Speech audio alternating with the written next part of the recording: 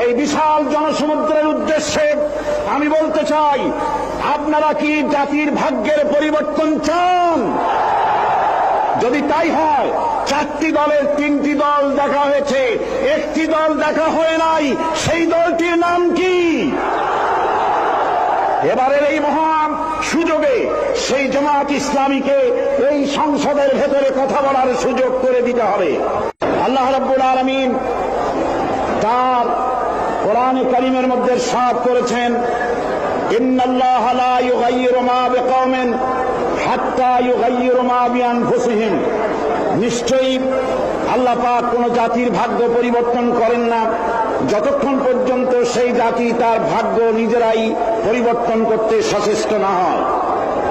ভাগ্য পরিবর্তনের জন্য প্রয়োজন দেশের প্রচলিত আইনের পরিবর্তন, আর সে আইন হতে হবে আল্লাহ রাব্বুল আলামিনের আইন। দেশ স্বাধীনের পর আমাদের এই মঞ্চের পেছনে যে সংসদ ভবন রয়েছে, এই সংসদ ভবনে যারাই এসেছেন তারা এই জনগণের ভাগ্য পরিবর্তনের কাজ, কেউ এই কাজে হাত দেননি। অবশ্য আমাদের দেশে আর কোন জিনিসের উৎপাদন কম আর বেশি হোক না হোক, রাজনৈতিক দলের উৎপাদন খুবই বেশি। আমাদের দেশে বর্তমানে 250 রাজনৈতিক দল মাত্র কাজ করছে। এদের ভিতরে এমন দলও আছে যাদের নেতা এবং তাদের সেক্রেটারি সভাপতি কোথায় থাকেন তা খোঁজ করার জন্য তুলারাশির লোক দিয়া বাটি চালান দিয়েও খোঁজ করে পাওয়া যায় না। বর্তমান এই অবস্থায় দেশে বিদেশে সকলেরই জানা, এতগুলি দলের মধ্যে 4টি দল হল প্রধান। এই 4টি দল বিগত 26 বছরের ভেতরে 3টি দল ক্ষমতায় এসেছেন। এই 3টি দল তারা ক্ষমতায় এসে জনগণের ভাগ্য পরিবর্তন করুক আর নাই করতে পারুক, নিজেদের ভাগ্য দক্ষ এবং সুনিপুণতার সাথে নিজেদের ভাগ্যের পরিবর্তন করেছেন। দুর্নীতিকে জাতীয়করণ করে বিদায় নিয়েছেন।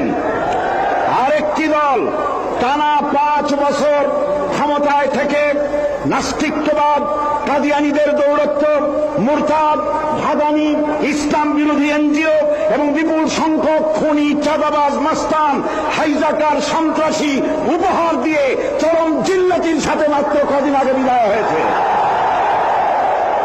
সুতরাং এই অবস্থায় জাতির ভাগ্যের পরিবর্তনের বড় রকম সুযোগ এখন জনগণের হাতের মুঠোয়। এই বিশাল জনসমুদ্রের উদ্দেশ্যে আমি বলতে চাই, আপনারা কি জাতির ভাগ্যের পরিবর্তন চান? যদি তাই হয়, 4টি দলের 3টি দল দেখা হয়েছে, একটি দল দেখা হয় নাই, সেই দলটির নাম কি? এবারের এই মহান সুযোগে সেই জামাত ইসলামীকে এই সংসদের ভেতরে কথা বলার সুযোগ করে দিতে হবে। 72-এর শাসনতন্ত্র পুনরুদ্ধারের মাধ্যমে জাতির কল্যাণ হবে না। 76-এর শাসনতন্ত্র দিয়ে জাতির কল্যাণ হবে না। জাতির কল্যাণ হতে পারে, ভাগ্যের উন্নয়ন হতে পারে আল কোরআনের সংবিধান, কেবলমাত্র কোরআন, শুধুমাত্র কোরআন, একমাত্র আল্লাহর আইন, সব লোকের শাসন ছাড়া জাতির কল্যাণ হতে পারে না।